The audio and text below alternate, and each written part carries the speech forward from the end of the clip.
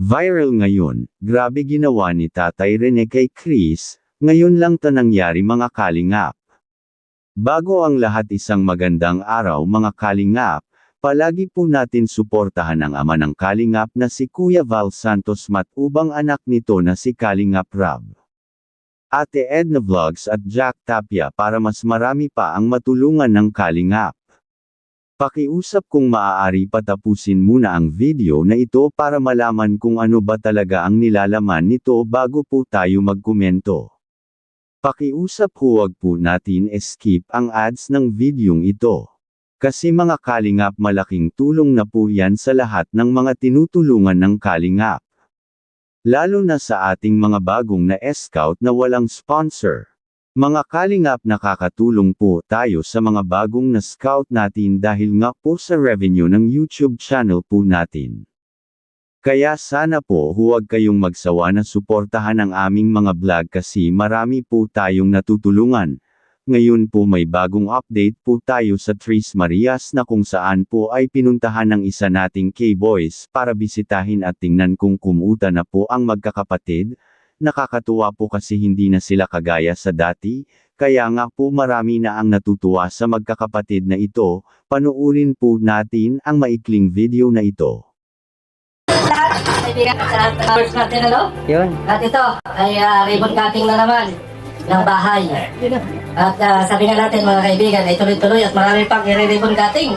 Kaya sabi ko sa inyo mga kaibigan ay suportahan ninyo ang Kalingap. Huwag kayong magpadala sa mga salita-salita ng ibang tao na paninira sa Kalingap. Ang tingnan ninyo yung mga ginagawa at tingnan ninyo kung ano ang programa ni Kuya Val Santos Matubang at ni Kalingap. At sa ganon, makita ninyo ang tunay na pagtulong dito sa ating mga kababayan. At itong bahay na ito ay marahil marami pang kasunod at marami pang mga taong matutulungan dito sa Kalingap. Kaya sana mga kaibigan, sa mga viewers natin, i-share natin yung mga video ni Kuya Val at kanila Kalingap Rab at lahat ng mga Kalingap partner. Para sa ganun, tuloy-tuloy at mas mapalawak pa ang pagtulong ng Kalingap. Kuya Val, bibigyan ko na muli ang microphone. Grabe. Nakakasalita. At syempre po, sa ating final message ngayong hapon ito, ngayong gabi, tawagin po natin ang nag-iisang Kalingap Rain.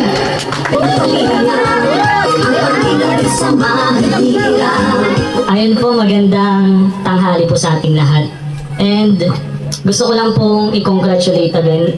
Lahat na po sila kinakongratulate po kayo. Pero dun sa tatlo pong magkakapatid, si Chris, Melissa, si Bea, sobrang salamat kasi simula nung una hindi kayo nagsasalita pero nung last na balik namin dito halos nakika-operate na kayo. And yung mga viewers nakita yung improvement sa inyo. Maraming salamat. At sana sa sunod pa ng balik namin dito, mas kausapin nyo kami, mas magsalita kayo sa vlog. And syempre in-expect din nyo ni Kalingap Rab ni Kuya Val. And kay Nanay Nulingning, maraming salamat po na pinagsasabihan nyo po yung mga anak mo.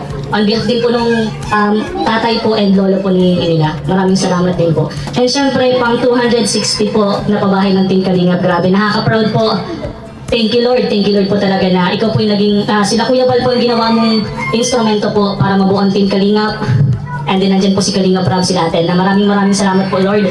And alam ko po, mas madami pa po tayong matutulungan, mas madami pa po tayong mapapabahayan. Tulong-tulong lang po. And sa mga viewers po, supporters, sponsor, sana po lagi po iisipin natin yung One Kalingap One Family. Huwag po tayong mag-away-away,